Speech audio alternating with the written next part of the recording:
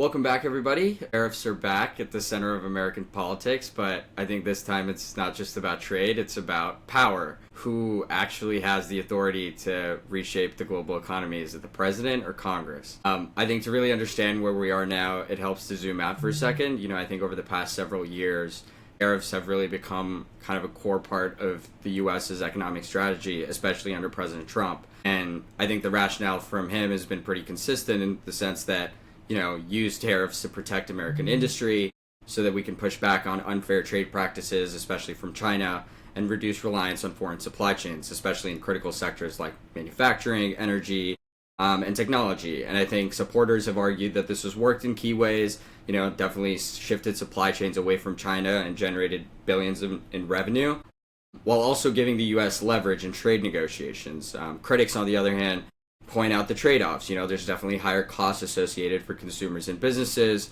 retaliation from trading partners, and only a modest level of reshoring of jobs. And so the debate on tariffs has been ongoing, but recently took a major turn. There was a 6-3 decision and a Supreme Court decision that basically ruled the president cannot use the IEEPA Act to impose any of these sweeping tariffs that he has. And I think the reasoning was pretty direct.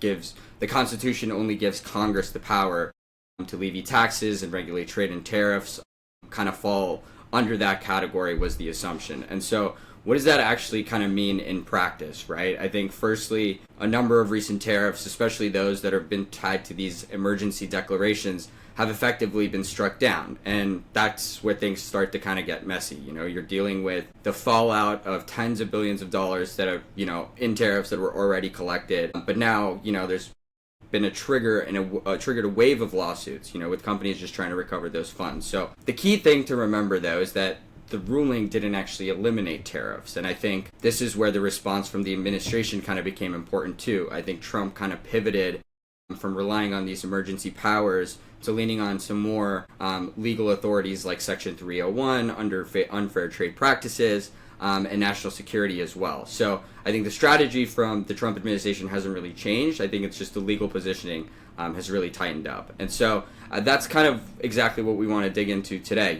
Are the tariffs kind of a step in the right direction, or is it just complicating an already complex economic strategy? So that's where we'll start the conversation. This is what's been going on, but let's just come down to, where do we stand on tariffs? Yeah, Josh, I think, the first thing we need to mention is if people are having a hard time following what's going on with the tariffs, I don't think you're alone in that, because the problem with the administration is that they're relying on a crazy patchwork of different statutes from Congress to get all of these tariffs in place, right? So the three main ones I believe they're using right now is, first off, it's the 1962 Trade Expansion Act, right? This was signed by JFK, and it's basically the main one that protects against domestic industry. So the president can basically declare if there is a national security interest for a certain type of domestic industry, right, steel, aluminum, heavy metals, then basically Congress has said, okay, you can impose tariffs on that specific good. They're also relying on one from 1974. I believe that's just called the Trade Act of 1974. This is one where they can target unfair trade practices. So this is country specific, not sector specific, and this is the main statute that authorizes a lot of the tariffs on China. So it specifically makes the U.S. Trade Representative have to do an investigation. They got to be like, okay, here's the unfair trade practice. Now this allows the president to have authorization to impose tariffs on a certain nation, right? This is, like I said, the main one against China. The other one they were using, you already mentioned, was the 1977 International Emergency Economic Powers Act. This was struck down. This was just the blanket authorization if, the president declares a national emergency. I believe the Trump administration is using this for fentanyl coming from the southern border. Then they can basically say, okay, tariffs are used as a tool to work around the national emergency. Kind of a lot of extrapolation right there. I mean, this is probably why the court struck it down, because it doesn't even mention tariffs. It's the other statutes specifically do mention tariffs, and I believe the courts are actually kind of justified in kind of rebalancing that power. So there's a lot of different statutes. Those are only the main three ones. There's a variety of sections underneath each of those statutes, which kind of they're relying on. I believe right after the court struck down the Trump administration's use of the 1977 law, they actually went with another section in one of the prior laws that says you now have 150 days to basically have another blanket 15% global tariff? Max. Yeah, It can go yeah. only up to 15%. So that's the Yeah. biggest thing, that like no matter what, the level of tariff impact that Trump wants to use won't ever be the same as the IEEPA ones, because the IEEPA ones gave the most wiggle room in terms of maximum amount of tariffs. And right now, with this specific Section 122, which is what you were talking about, it can only be 150 days before Congress has to step in. So that is the big key thing here. Yeah, so I actually don't really have a problem with tariffs on their own. I think the problem is the strategy. And in my opinion, I think the number one strategy is, going after protecting certain sectors instead of a blanket tariff, which I understand the administration's logic behind that. I would disagree with the way they went about it, but personally, I think that you'd want to protect your own, certain manufacturers for honestly national security reasons. I think that's a legitimate concern. A lot of people are going to be like, no, because we haven't gone to war like World War II, for example. But I still think in the long run it's a rational position to hold. But the way the administration went about it, I think is not as optimal as I would have, and I think the court is correct in striking down the IEEA that act as well. So. Yeah, I mean, you said it well. The way the administration went about it is the problem. Seems like a common thread in this administration. Personally speaking, yeah, I think when it comes to national security, I think there are some areas, semiconductors, steel, pharmaceuticals, rare earth minerals, where having tariffs is extremely acceptable. And that is the purpose of tariffs, right? These arguments about national security, about industry protection, about negotiating leverage, about revenue, they're all valid, but they're valid when we're looking at tariffs that are targeted and surgical, not when they're blanket tariffs across the world in a perceived position of power. America has not gotten in this position of power, and I think that's the problem that I'm struggling with here today. Is we're saying, trade deficits are proof that other countries are ripping us off. Well, a trade deficit isn't a loss. It's a reflection that Americans have high purchasing power and buy a lot of goods. The US runs a massive service surplus, right? In finance, in tech, in education, in entertainment. And that offsets much of the goods deficit that we have. And so this obsession with goods trade alone is not a full picture of what's really going on in the world at this scale, right? And I think, again, when you look at the Biden policies, right? Biden kept Trump's initial China tariffs, There's a reason for that. They worked. There were things that were there initially in the first administration that he put in that were into effect, and Biden continued to grow that. And so it's important to just keep in mind that tariffs can be used as a negotiation tactic. Tariffs can be used to increase revenue. But what are the outcomes of this? What's happening today that's allowing, are we actually benefiting here? The $194.8 billion in inflation-adjusted customs revenue because of these tariffs have not impacted any external country except for we've paid for it. Americans have paid for it. That's money that's come out of our paychecks. The average American has $3,800, okay, per family, $1,700 for the lowest family of impact on these tariffs. Inflation has increased across many of the different industries. And it's not like a significant amount of jobs have increased here. So I think tariffs are very valuable in very specific scenarios, but in this specific scenario, it not only was not used accurately for negotiation tactics, but it hasn't gotten the impact that we wanted it to get. Yeah, I mean, I think that's fair to a certain extent, but I also do think from a negotiating perspective, right? You also have to consider the fact that his trade agreements have also allowed foreign investment into the country, right? For example, Japan isn't going to be investing over $500 billion over the next couple of years in tech, which is an industry that would help us be more dependent ourselves. And so I think economically speaking, tariffs will always have a negative impact in the short term. And I think the people who are more likely to pay for it are the consumers. So I do think if you are going to have, for example, some of these, strong tariff policies, then maybe it's a good idea to also have some sort of, policy that protects the consumer as well, right? So, the business kind of bears a little bit more of the burden. Now, obviously, as a pro-business administration, I think that's probably a tricky stance for them to take, but I also do think from a consumer standpoint that's important. But I do think, bringing in money from other countries is a great way for us to offset some of the investment that we would have to make as a country. And I do think that that is a strong thing that Trump has been able to do. I think he's, touted the whole thing like, make everybody pay their fair share. And I think this is, a small way for other countries to kind of do that over time as well. I think you're citing Japan, and I think that's super fair, but you also have to think about all the trade agreements that have happened outside of the US because of this, because of the volatility of the tariffs, right? Canada has gone to China for the first time in decades. For trade agreement. That's crazy, NATO is working with India on trade agreements to completely circumvent the US. Not only is that's power that we're losing.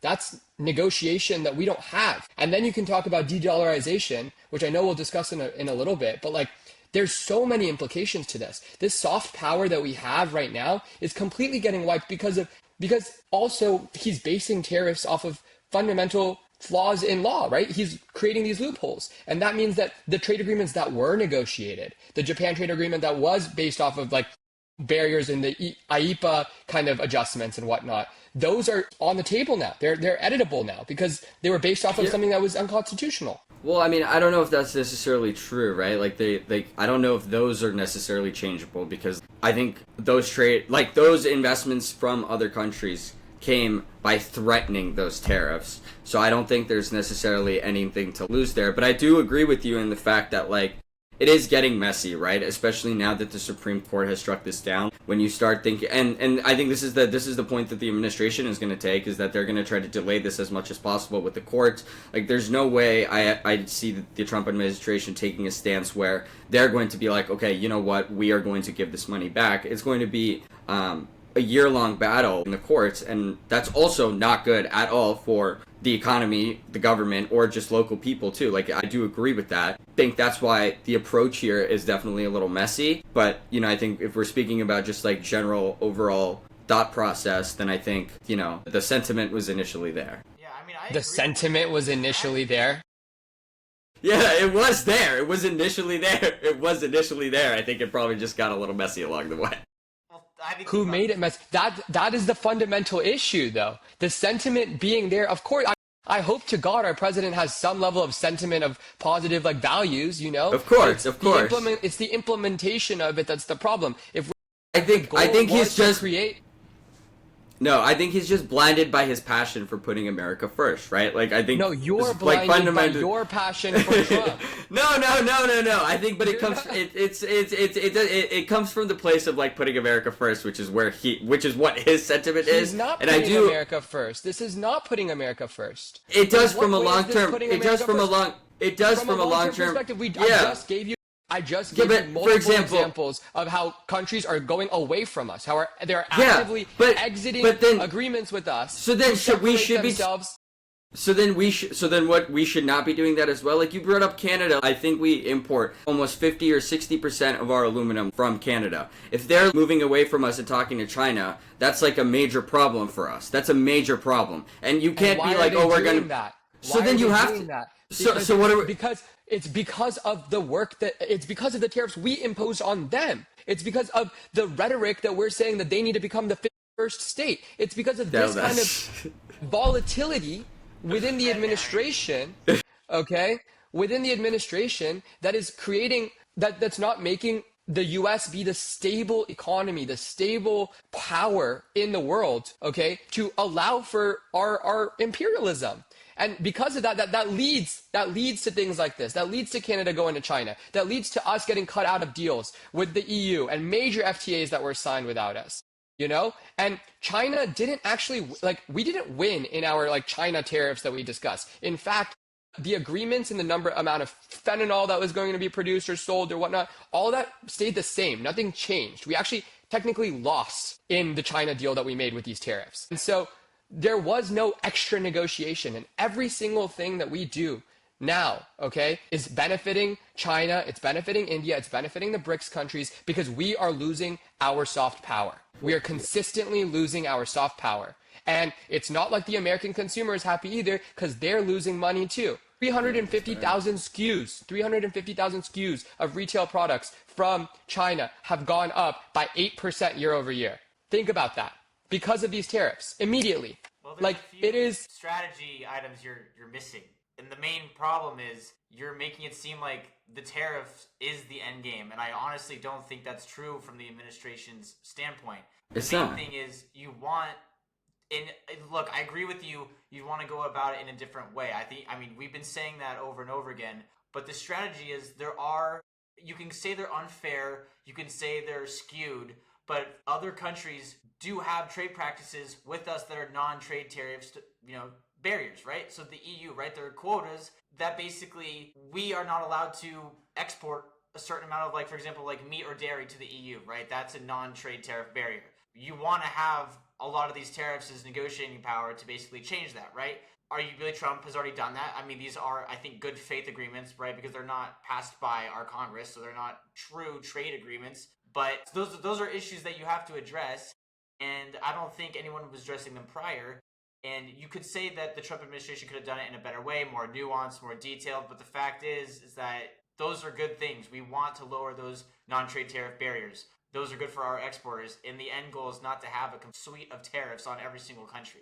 It's just a negotiating factor in the short term. But you're separating. I mean, listen, one-off things, one-off conversations about specific things that we need as negotiation from these countries, 100% agree. I'm not disagreeing with you here. But first of all, he's not even able to focus on all the different things that he wants from these different countries because he's done blanket tariffs on everybody, right? So you have to also think about that as well. So not only is this extremely unpopular from the American sentiment, 60% of America disapproves of blanket tariffs and Trump-specific blanket tariffs, then you have the added responsibility of, okay, I'm going to have different things and requests that I want from every single country. I'm going to try to negotiate with them, but in the background, I'm getting sued by the courts. And also, let me throw in a little war to add some spice in here. And so what is the outcome? What is the outcome here? That's the problem. I don't know, right? but You're not getting the tie, long-term outcome. but to tie, I also feel like it's unfair to tie tariffs to the primary driver for inflation. I'm like pretty sure that in 2025, 60% of inflation was driven by changes in like housing prices. It wasn't because of tariffs. So But tariffs played a major role in it. I'm not saying it's the primary driver. Yeah. Tariffs played a major role in inflation. Dude, people were saying this was going to be like the most inflationary economy we've had in years.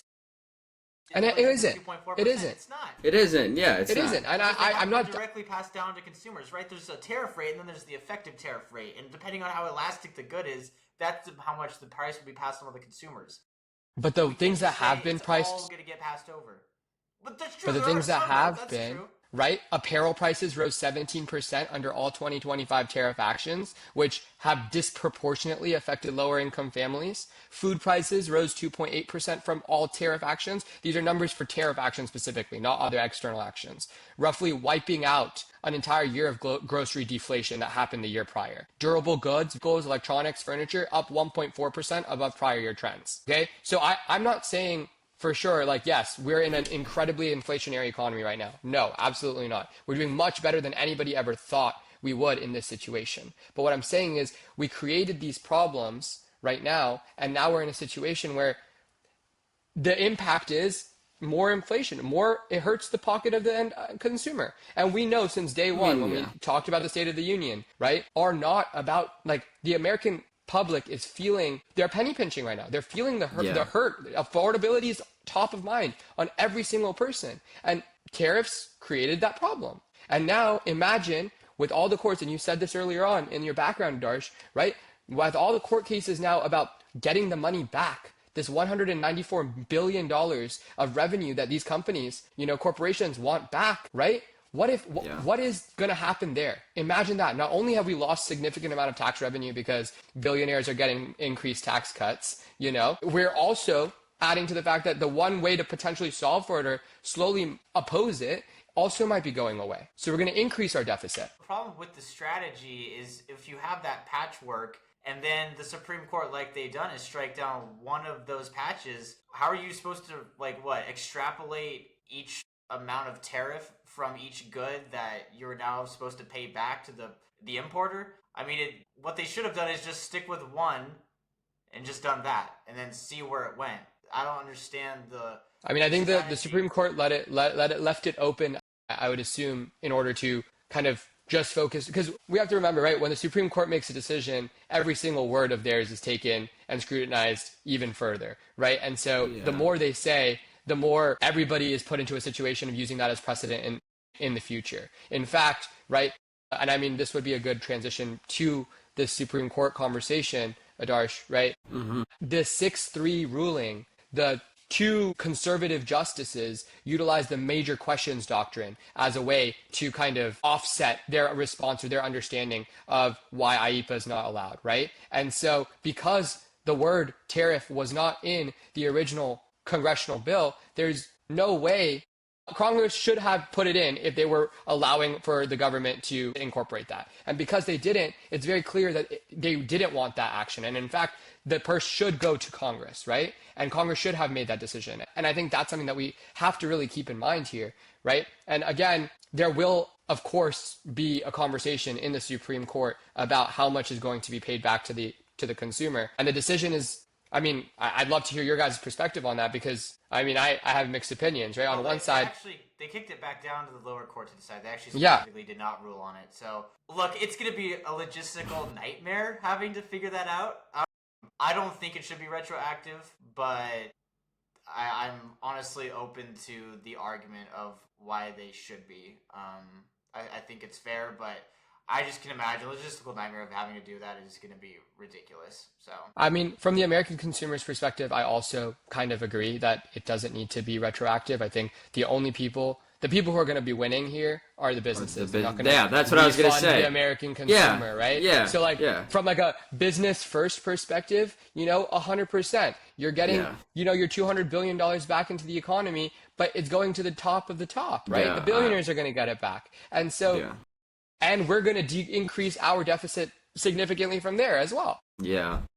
So No, yeah. if it was up to me, I would be against giving back.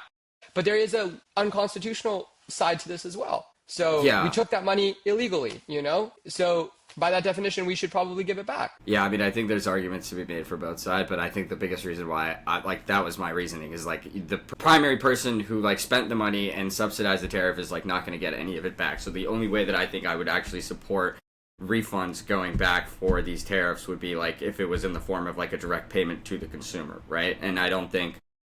you can't, and you would never, it would never happen. Yeah, that, what are you going to do? You're going to have to, provide receipts of, what you purchased that were, impacted by tariffs, and, that's just, an absolute disaster. So I think, at this point, you just consider it a donation and call it a day and hope for the best. How do you feel about that, Adarsh? You like that donation? You like that I donation? mean, listen, to the federal government?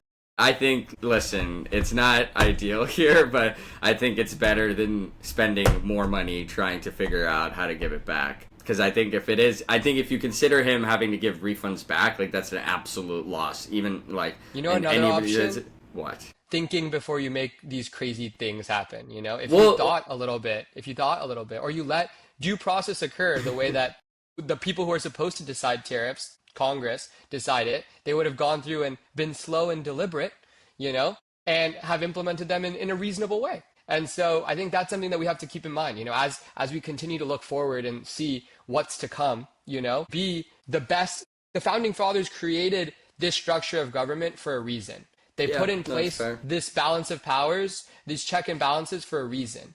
And we should, instead of trying to fight for what we want or what the executive wants in order to circumvent everything else, we should let Congress, we should let the government work in the way it's meant to work. Yeah. No, I mean, yeah. We saw this in T1, right? His main domestic, achievement in his first term was the tariffs on China, right? Attacking China. That's the number one thing that, he approached from a foreign policy standpoint. And though we get T2 and it is scorched earth, and I think the administration knew that. They knew it was a risk, having the courts upend this. They probably assumed that they would just have this, in the bag, right? You have the 6-3 majority, so they probably thought we wouldn't have to worry about it. We could just pressure the conservatives into, saying these are all constitutional. But, it was a risk, and it's slightly backfired. Obviously, there's still tariffs on a lot of these goods, and like I said at the beginning, I don't have a problem with some of these, but... I think for future, politicians or people looking to have tariffs be a main part of their slate of, policy, really take the time to, think about what you're actually tariffing, what's the purpose, and then, what is the effective rate going to be on the consumers? Because if your consumers feel like they're in an environment where they can't afford anything, then that's going to have seismic backlashes, and you might not even have the tariffs there for long term to actually bring the manufacturers back. So that's what I would say, going forward, if the administration is going to continue to do this in the next 3 years. Yeah, I think this might be a good kind of natural segue into figuring out maybe what we think about when we look at it geopolitically. There's obviously been, like even Armand mentioned, Canada's now reaching out to China. There's obviously a lot more conversations with BRICS nations. How do we think tariffs kind of affect, our standing when we think about it from that context? Any thoughts there? Many. I think that this is a huge problem. And I think, coming off of the conversation with Iran, and understanding where we are in the world view. And I gave a little kind of brief about this as well, right? Like when we are imposing tariffs and using it as a stick instead of a carrot mentality and getting rid of diplomatic negotiations in a meaningful way, we are losing our soft power. And it is very, very important, especially in this day and age when our economy isn't doing the best, when we are currently in the middle of a war, when we are considered volatile amongst the entire world population, what is the sentiment of the world? What are they thinking about us? And the biggest answer here is America is a hostile country, and we need to figure out a way to limit our dependence on them. Just like we are having this perceived notion of we need to limit our dependence on other countries, which of course in certain areas like we talked about, semiconductors, etc., we should. The general sentiment is how can we get rid of American presence in our country? And if every single country is doing that, and if they're having side negotiations because they don't trust us, specifically BRICS countries, that is leading to de-dollarization. And again, it may not be de-dollarization tomorrow. It'll be a slow de-dollarization. But that's the one that's going to hurt us most because we won't be ready for it. If we still think that we are the biggest guy in town, the strongest person in the world, and we keep thinking that, but slowly in the background, we are not having good faith negotiations. We are not, thinking and being allies, proper allies with our countries, and instead allowing for these other countries to communicate with each other and have these other agreements because we don't want to be a part of it. That's going to lead to us losing our space in the global economy, in the global markets. And you're already seeing it now. Yeah, I mean, I think the biggest thing is, the biggest issue from, a geopolitical standpoint that this whole tariff was trying to solve, right, is really just weakening China's economic influence. And I think, to a certain extent, yes, the tariffs have, helped China kind of look at other strategies, They've also there's been more, investment in India, Vietnam, Mexico, things like that, which have been a little bit better. But I do think that from a geopolitical standpoint, China is also pushing a huge, made in China kind of brand, right? And I think how do you, stand up for that in this situation without having a little bit more of a strong stance, right? I do agree with you in the sense that we do need to be conscious of our allies, right? Because I do think, for example, when countries or companies have to move away from China production and then they're okay, we'll start looking at other places, we want to make sure those other places are going to work with us in a way that we can build stronger trade ties, right, with those regions. And I think that is an evolving conversation that I think needs to have, and I do think it is important for us not to alienate those folks, but I do think it's important for us to remember that we definitely want to make sure that we are staying as independent as we can be from China while not alienating, other folks. And I think that really needs to be the primary strategy here. Yeah, but we're doing the opposite by having these tariffs. These blanket tariffs are creating the stick mentality where you're not giving anybody a carrot. You're having your allies your long-term allies also be getting these incredible blanket tariffs that then actually it alienates your allies and definitely does not strengthen your negotiation position. It strengthens China's. Every time the EU deepens trade ties with India or Southeast Asia without the US, that's market share and diplomatic influence that America will have to fight to recover. But that's Punishing good for allies us. isn't leverage. It's not leverage. It's a punishment. Yeah, but countries like the Southeast Asian countries and India are like more aligned with America and Trump and the Trump administration to that standpoint. They like it is better for us to have it is better for them to have it than China is the strategy. So even though it's not us, we're okay with that because it's a little bit better than China. So it's like you're taking the lesser of the two You're evils in taking this. it, no. You're taking it away from us, an agreement away from us, and you're giving it to somebody else. So we're losing market share. America is losing market share. China can How? maintain or increase market share. We might have an agreement with India. We might have an agreement with the EU that is no Yeah. longer valid, or they build an agreement together, okay, with each other without us. That loses our global market share of trade. And what does But that that- do? That might increase India's. It might not affect China, but overall, China is slowly increasing their market share year over year, that's no the matter po- what. But that's the point of the problem. tariffs. But that's the point of the tariffs, right? Is when you go and do stuff like that, you pay for it. Like you objectively do. But who's If you- paying for it? Who's Like, paying but- for it? We're paying for it. We're not. It's not actually making a difference there. That's what I'm saying, Darsh. Like I'm not. My goods and services that I'm selling to the EU, if I can no longer sell to them because they've made an agreement with India to produce, that lowers my global market share. It might increase India's, and that might be okay because we're semi-aligned.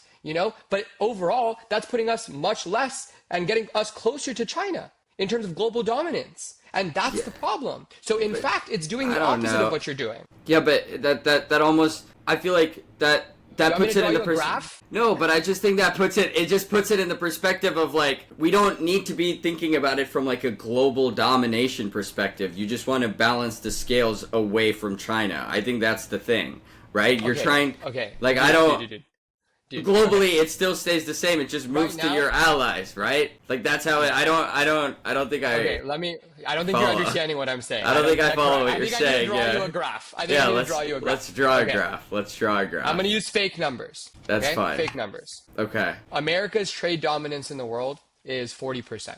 Let's assume. Okay. Okay. China's is 28%. Okay. India's is 10%. The rest of the world is the remaining part. We Okay. clearly are more, right? We're 40%.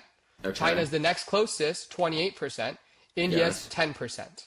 Yes. If now the EU countries are saying, you know what, America's crazy, we're going to go and make a deal directly with India, okay? America's going to go from 40 to 35. India's going to go 28 to 32, okay? Or sorry, Okay. India's going to go 10 to 15. Yeah, and I see China what you're might stay saying. at 28. But now Yeah, the but- differential between China and us is smaller. And no matter what, we know China is a growing GDP. India is a growing GDP. They're growing much faster than us. And no matter what, they will surpass us. And so now the thing is we're losing our dominance and we're losing it at a much faster rate than we needed to. So you're making the argument that by taking away even though you're taking away market share from China, you're giving into You're not other taking countries. it away. It never existed. You're No, but giving that's not- market share that's from not the us point I'm- to China. that's- You're no, but- to India. No, but that's not the point. Growth of market share. Yes. Like, okay, I guess I understand that, but like at a certain point, like I do think you still are taking away market share from China, though, if you're creating agreements with They never had like, it. They what- never had it. What do you mean? That's the thing. That's the point I'm trying to make. The only person who's getting taken away market share is my market share. America's market share is going from 40 to 35. China's staying at 28, right? No, but it's like India's for going example. from 10 to 15. But there it's was like- never going to be a situation where the EU is going to China. And No, it was but it's like, for primarily example- because we were a part of the agreement. But if, for example, if you're importing a car from Europe, right? I'm pretty sure Trump's USMCA agreement basically made it so that if you are doing that, you need to make sure that there's a higher threshold of like American parts. So you are objectively, when you're doing that, taking away your quote unquote market share from these international companies and bringing it to the US. And that's the point of what you're doing. And I'm for talking example, about- I'm talking about scale. what do you mean? What do you mean? I agree. And And even this one. what about and the example, market sure. share taking away from China too? Like there's literally policies and agreements where like if you're bringing like for example if you're manufacturing something in China, you can't do that over a certain percentage and you have to introduce that in another country. That is objectively taking market share away from China. And yes, sure, it's giving it to other countries and it's not us. And that's the point I think I'm trying to make is that it's important for us to have those allies, but you still need to take it away from China. And I think that's where you're missing. You still are taking away market share from China. I think that's the thing. You're I taking think away market share in a small way, and I'm not disagreeing that you shouldn't do that. yes, I'm but saying it's from a macroeconomic perspective. yes, The net issue here is we are yes, losing market share at a faster rate than we're taking it away faster from rate. China. Yes, okay, Other people are, and that's that the I can problem. understand. That yes, doesn't that I can solve the solution of taking it away from China, because we're losing market share at a faster rate than China. We're getting rid of it from China, and now we're having allies not come to us. And if Canada somehow decides that they're going to go make something, they're going to go make an agreement with China, that's going to completely destroy our market share. No, And that's fair. the Yeah, point that's I'm not trying to good. make. That's not That's good. the point I'm trying to make, that this didn't solve any of the issues. The BRICS countries are strengthening. China is strengthening. All of the current BRICS countries make up 40% of the world population, 40% of the GDP of the world. That is significant, much more than the G7, and they're going to continue to grow. And what is the thing that is working right now in BRICS is their BRICS pay, right? Again, getting rid of the dollar. And now, if you don't have good conversations or good ally representation, because of the way that we've been negotiating, and we're getting rid of the dollar, okay? What is that doing?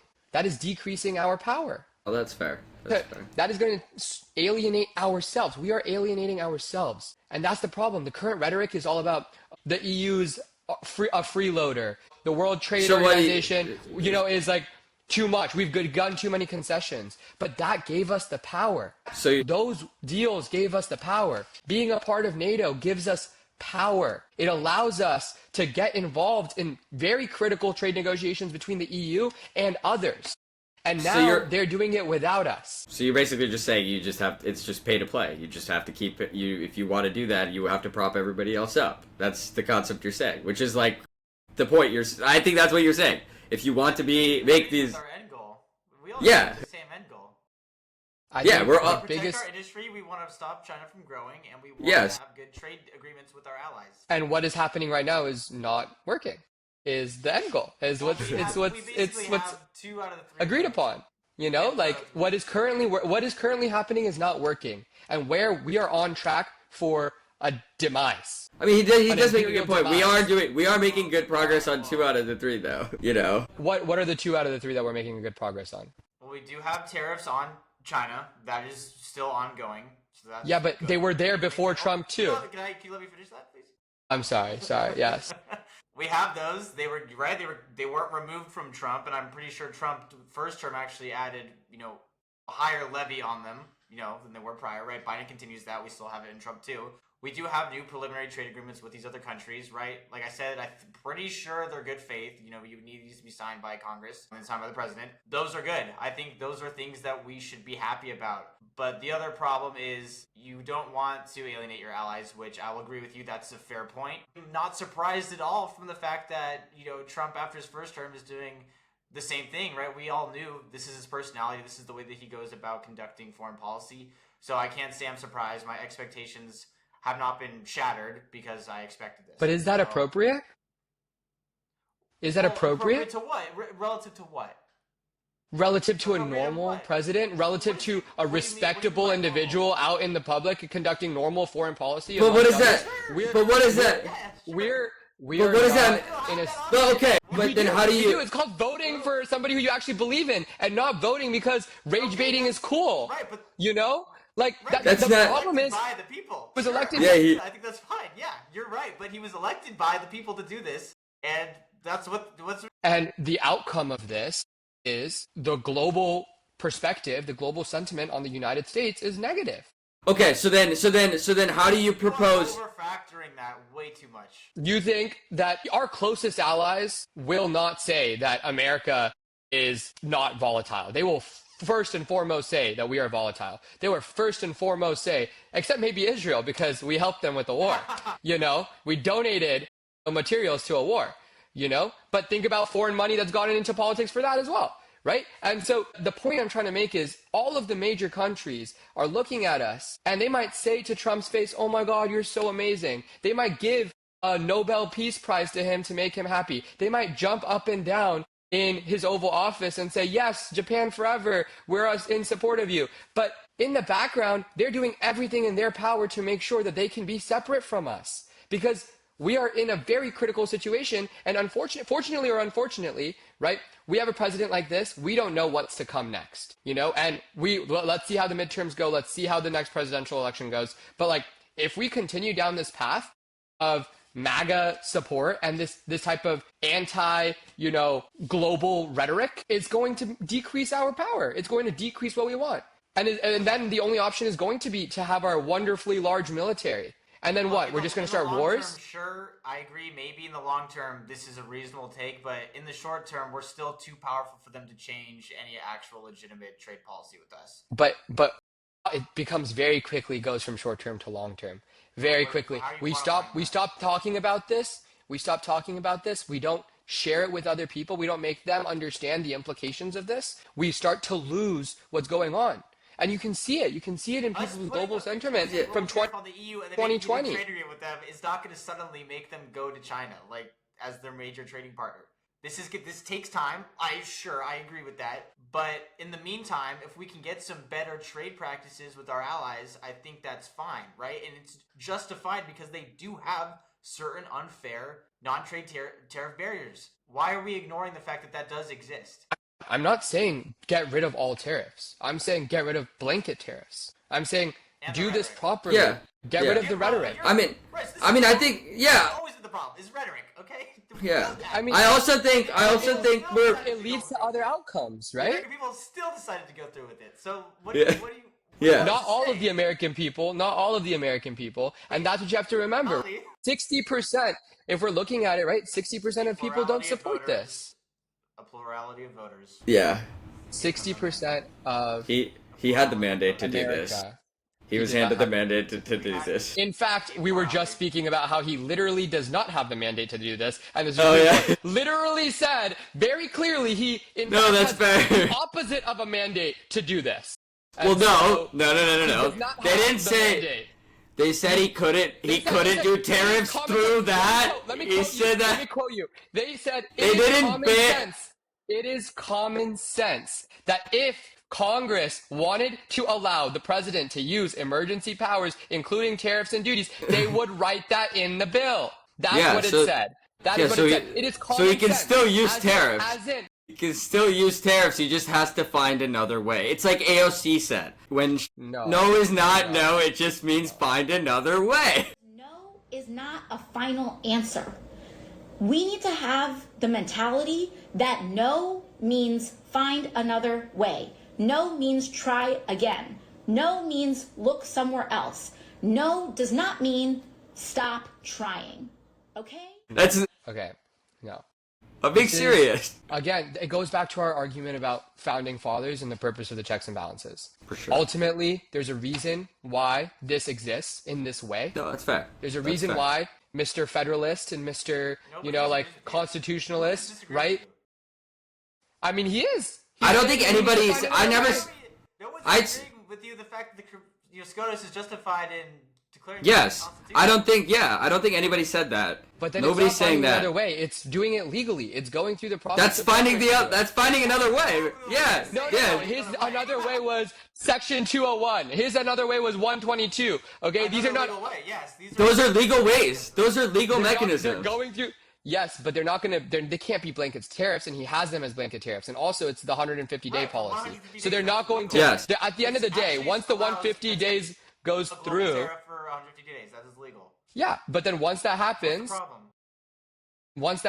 he's going to try to do it again, and he's going to try to quote unquote find another way instead of thinking through why were these powers put in place? Why isn't he lobbying Congress right now to write a bill? With him having a global tariff under this section for 150 days, if that's legal. My problem is why? What is he getting out of it? We're not getting anything out of it. There are specific instances that we've gotten things. I agree with it, but that's the strategy. Is you just flip over the whole table, global tariff on everything, then you basically start from scratch and then move forward. You can just. And my point is, I understand the strategy. My point is, we are losing our soft power. That is the downside here. You're doing this, we are losing our soft power, and that's direct soft power loss. And with the BRICS countries coming up, we are losing. De-dollarization is a real thing. With oil increasing to potentially $300 a barrel, we are losing the ability. Iran made a comment this weekend saying that they are going to let some ships pass through the Strait of Hormuz as long as they didn't pay it in the US dollar and they instead paid it in the Chinese yuan. Think about what that's doing. Think about the implication of that. That's fair. If I was in the Trump administration, I would basically say you essentially need to get all of these trade agreements done ASAP, remove the global tariff, start talking nice to people now that you have what you want, and then start focusing on honing in on the BRICS countries. 100%. I'm 100% in agreement. But then what? But the thing is, they're not doing that, right? And so now. No, but there are very highly competent individuals in the administration. There's highly competent individuals around the administration, and they're not doing that for partisan reasons. And that's the problem. And so we really need to sit and think, and I think I'm glad we're doing this podcast, right? Because it's about educating people about what's going on. You can have your opinions. You can have your willingness to agree or disagree, but really truly understanding what the implications are for things like this will allow you to be an educated voter. Sure. And that is your fundamental right? And that's the way that you're going to find out that I can guarantee you your plurality of folks who voted for Trump have no idea this is the kind of stuff that's going to happen. They know that the rhetoric might be bad. They know that Trump can call, Elon Musk, whatever he wants to call him. He can say whatever he wants about Iran or Venezuela or whatever, and that's going to be okay. And he's just rage baiting them. That's fine. But what are the true implications of this? I mean, it's the new golden age. That's the true implications of it. Perfect. Yeah. Really good. Really good. Really good. If they adopt my strategy, I think that'll be fine, right? Yeah. Patch up the agreements, end the global tariffs, you get better trade deals for your exporters, and then you can tackle BRICS. Yeah. Very good. Well, I mean, I think, Armand, you definitely showed the importance of having lively discussions and definitely getting everybody educated on things. So with that in mind, let's go to Eric to kind of talk about what we did last week and see if there's any updates with the SAVE Act. Great, thanks, Adarsh. So yeah, last week we talked about the SAVE Act. As an update, there's really nothing. They decided to start debate on a simple majority, and that passed. There's going to be actually, though, really no passage of this bill. There's still a filibuster, a silent filibuster for that matter, and unless they get 60 to invoke cloture, this bill is not going to pass the Senate, and Trump is not going to be able to sign this. Trump is trying to pressure a lot of the Senate Republicans. He's been meeting with a few over the past week and a half, but still no movement. The only real development is the fact that Trump is actually wanting to tie DHS funding to the SAVE Act, and he's also telling senators to abolish the filibuster. So personally, I don't think this is going to move forward at all unless they do abolish the filibuster. We're going to have to see if the senators are going to cave to the pressure. This would be pretty dramatic as far as Senate procedures go moving forward. DHS funding has been, expired for weeks now. You can kind of see that at all the airport lines. So not sure if we're actually going to get any real development for either of those pieces, but if anything changes, we will let you know. All right. Well, that wraps it up for today. We'll see you next time.